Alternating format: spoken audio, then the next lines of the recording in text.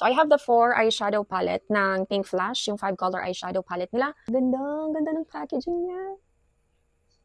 Pili tayo ng isa, tapos lalagay natin sa mata natin. Napili ko ay itong RD01. Let's try. So, yan. Yan yung kulay ni RD01. Lagay natin to sa whole eyes natin. Pang base.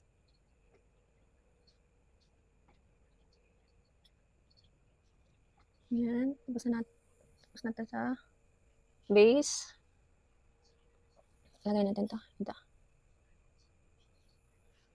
Diyan.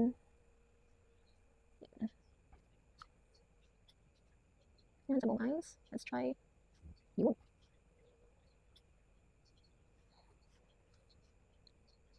Then, ito, lagay natin dito. Dito lang. Na side. Yan lang na side.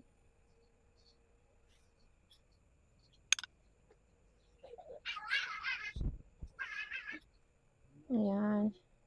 Blend lang natin. Para wala masyadong harsh na lines. And then, kuha tayo ng ibang brush. Let's try this one. Dito. Itong parte na to. Very pigmented naman siya. And kumakapit talaga siya. Wala siya masyadong fallout. Yan.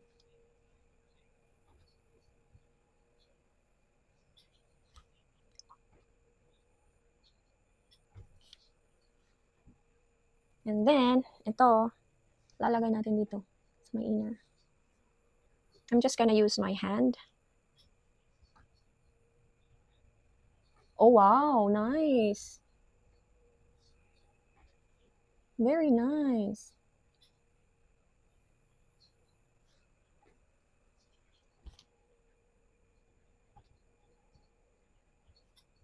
Sorry guys if naririnig niyo yung anak ko. That's more like it. And then, kuha tayo ng itong brush na to. Kunin natin to. Ilagay natin sa may under eye. Konti lang dito. Yun.